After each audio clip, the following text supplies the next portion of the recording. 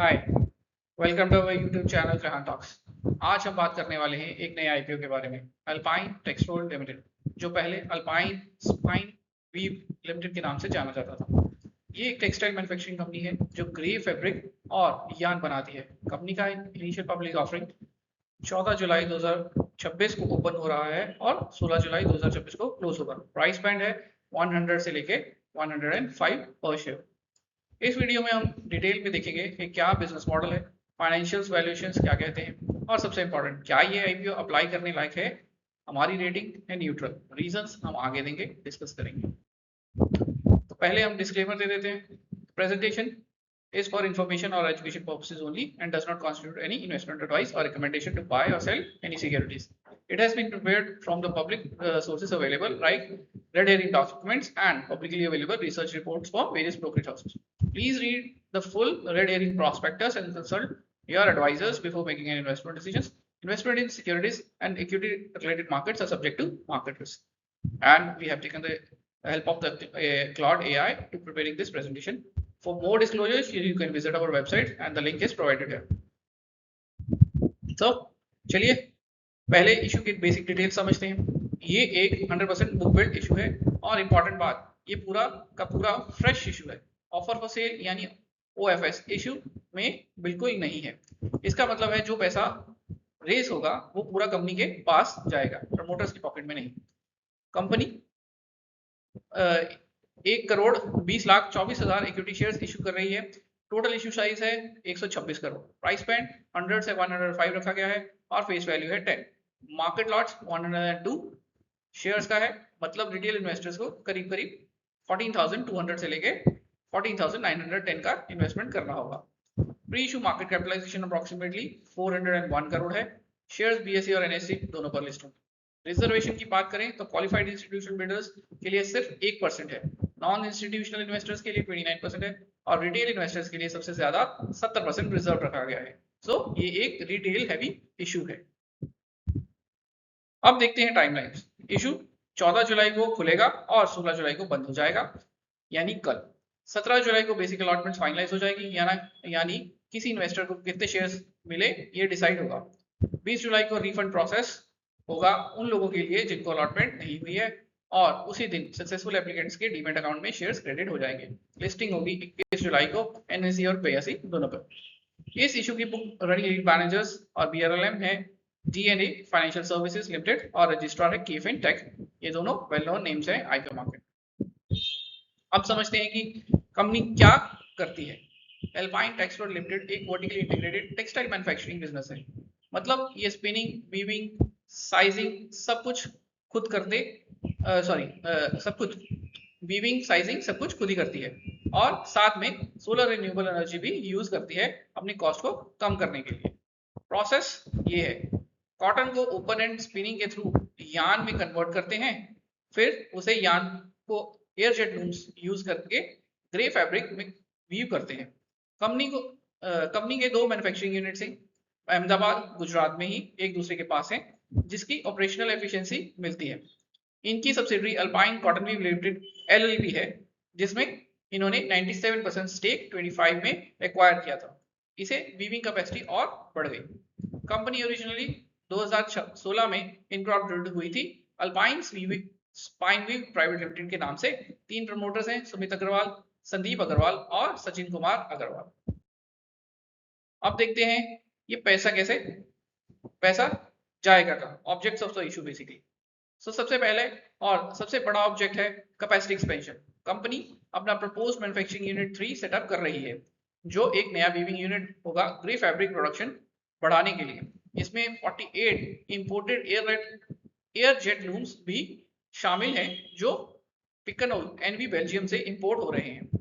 इस यूनिट के लिए एस्टिमेटेड केपेक्स है अप्रोक्सीमेटली 307 बिलियंस। दूसरा ऑब्जेक्ट है एग्जिस्टिंग बोरोइंग्स का पार्शियल रीपेमेंट, जिससे कंपनी का बैलेंस शीट थोड़ा स्ट्रांग हो। और तीसरा है जनरल कॉर्पोरेट पर्पसेस, बचा हुआ पैसा मैनेजमेंट के डिस्क्रिप्शन पर यूज होगा। एक इंपॉर्टेंट पॉइंट याद रखिए, इन ऑब्जेक्ट्स की अप्रेजल किसी बैंक या फाइनेंशियल इंस्टीट्यूशन ने नहीं की है, मतलब ये प्योरली मैनेजमेंट के एस्टिमेट्स पर बेस्ड है। अब बात करते हैं नंबर्स की, कंपनी की फाइनेंशियल परफॉर्मेंस। FY24 में टोटल इनकम 184 करोड़ जो FY26 में बढ़कर 350 करोड़ हो गया, यानी 2 साल में 90% से ज्यादा ग्रोथ।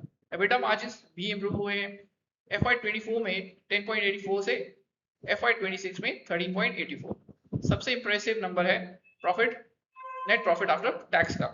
24 में सिर्फ 4.8 करोड़ था और FY26 में ये बढ़कर 21.7 करोड़ हो गया, मतलब 4.5 गुना।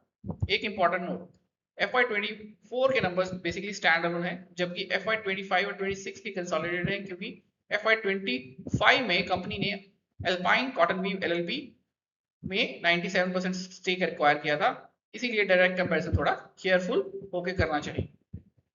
पैट मार्जिन भी FY25 के 3.63% से बढ़कर FY26 में 6.34% हो गया है, लेकिन जैसा ब्रोकन रोड में मेंशन है, इतनी हाई मार्जिन सस्टेन करना इस कॉम्पिटिटिव टेक्सटाइल इंडस्ट्री में थोड़ा मुश्किल भी हो सकता है। अब देखते हैं कंपनी के की ratios. Return on capital employed यानी ROCE है 17.56% और रिटर्न ऑन इक्विटी यानी ROE है 33.85%। दोनों हेल्दी नंबर्स हैं FY26 के लिए। प्री इशू बेसिस पर प्राइस टू अर्निंग्स रेशियो यानी कि PE 12.68 है और पोस्ट इशू ये बढ़कर 18.49 हो जाता है। Date to equity ratio 2.35x है, थोड़ा हाई है, हम इसी को रिस्क सेक्शन में फिर से बात करेंगे। पर पीयर कंपैरिजन देखें तो अल्पाइन टेक्सटाइल का EPS है 18.18 और PE है 18.49, जबकि पेयर्स जैसे कि यूनाइटेड पॉलीफैब, केन एंटरप्राइजेस और पशुपति कॉटन का PE काफी वेरी करता है, 5x से लेकर 145x तक। Now comparison becomes difficult for this reason, but Alpine का रिटर्न ऑन नेटवर्थ पूरी मार्केट में पीयर ग्रुप से सबसे ज्यादा है, विच इज 29.44%, और ये कंपनी के लिए एक बहुत ही पॉजिटिव एस्पेक्ट है। और चलिए देखते हैं कि कंपनी के स्ट्रेंथ्स और क्या क्या है। नंबर 1 इंटीग्रेटेड ऑपरेशंस है, कॉटन से यार्न और फैब्रिक सब कुछ कंपनी खुद करती है, जिससे एफिशिएंसी और क्वालिटी कंट्रोल दोनों इंप्रूव होते हैं। दूसरा बैकवर्ड इंटीग्रेशन, अपनी subsidiary Alpine Cotton Weave LLP के थ्रू, जिसे एक्सटर्नल यार्न सप्लायर पर डिपेंडेंस कम हो जाती है। तीसरा एक्सपीरियंस प्रमोटर्स हैं जिनका टेक्सटाइल इंडस्ट्री में लंबा एक्सपीरियंस है। चौथा सोलर पावर एडवांटेज है, कंपनी के पास मल्टीपल रूफटॉप और ग्राउंड माउंटेड सोलर इंस्टॉलेशंस हैं, जिससे उनकी कॉस्ट एनर्जी कॉस्ट जो है कम होती है। पांचवा डाइवर्सिफाइड कस्टमर बेस, दोनों फैब्रिक और यार्न सेगमेंट्स में प्रेजेंस है। और but not and the least 29.4% का रिटर्न ऑन नेटवर्थ, जो पीयर ग्रुप में सबसे बड़ी। अब बात करते हैं रिस्क थ्री, क्योंकि कोई भी IPO एनालिसिस तब तक कंप्लीट नहीं हो जाता जब तक हम कंसर्न्स ना समझ लें। सबसे बड़ा कंसर्न है कस्टमर कंसंट्रेशन। FY26 में मेन टॉप 10 कस्टमर्स ने कंपनी के रेवेन्यू का 70% कंट्रीब्यूट किया है और इनके साथ कोई फर्म का लॉन्ग टर्म एग्रीमेंट नहीं है। और अगर इसका मतलब है अगर एक भी कस्टमर हटा तो कंपनी को अच्छा खासा रेवेन्यू का नुकसान हो सकता है। इस तरह सप्लायर कॉन्सेंट्रेशन भी है, टॉप 10 सप्लायर्स 64% परचेजेस के लिए रिस्पॉन्सिबल है। कॉटन और यार्न के लिए कोई भी लॉन्ग टर्म कॉन्ट्रैक्ट नहीं है, तो प्राइस रॉ मटेरियल प्राइस की चेंजेस इंपैक्ट बैडली कर सकते हैं। ज्योग्राफिक कंसंट्रेशन की बात करें 97% ऑफ रेवेन्यू सिर्फ गुजरात से ही आता है और सारे मैन्युफैक्चरिंग यूनिट्स भी वहीं प्रेजेंस है, तो ज्योग्राफी के लिए अगर कुछ अलाइनमेंट बिगड़ा तो एक इंपॉर्टेंट इशू बन जाएगा। Then this is one of the serious point कि क्रिसिल ने क्रेडिट रेटिंग जून 26 में डाउनग्रेड कर दी, BBB स्टेबल से BB स्टेबल, और साथ में ईश्वर को नॉन कोऑपरेटिंग के रिमार्क भी लगा दिया। एक सर्विलेंस भी डिस्प्यूट की वजह से हुआ, इन्वेस्टर्स को ये जरूर देखना चाहिए। डेट टू इक्विटी 2.35x है, जो थोड़ा हाई है, हालांकि IPO प्रोसीड्स का कुछ हिस्सा डेट रिडक्शन के लिए ही जाएगा ताकि कंपनी की बैलेंस शीट जो है इंप्रूव हो सके और लिवरेज बढ़ सके, इंटरेस्ट कॉस्ट कम हो सके। लास्ट, जैसे हमने पहले भी मेंशन किया, पैट मार्जिन का इतनी तेजी से बढ़ना सस्टेनेबल है या नहीं ये देखना इंपॉर्टेंट होगा। अगर कंपनी अपने लिवरेज को कंटिन्यू कर पाएगी, रॉ मटेरियल्स के प्राइसेस को नहीं बढ़ेंगे और स्टेडी स्टेट में बिजनेस आगे बढ़ेगा, then it becomes a probability that all things could go well और पैट मार्जिन मेंटेन हो सके। But as we see, raw material prices especially the cotton commoditized product है, वहां पे वेरी करते हैं, क्योंकि ये एक सप्लाई का इशू बन सकता है, देन वहां पे मार्जिन जो है आपको इंपैक्ट होते हुए भी दिख सकते हैं।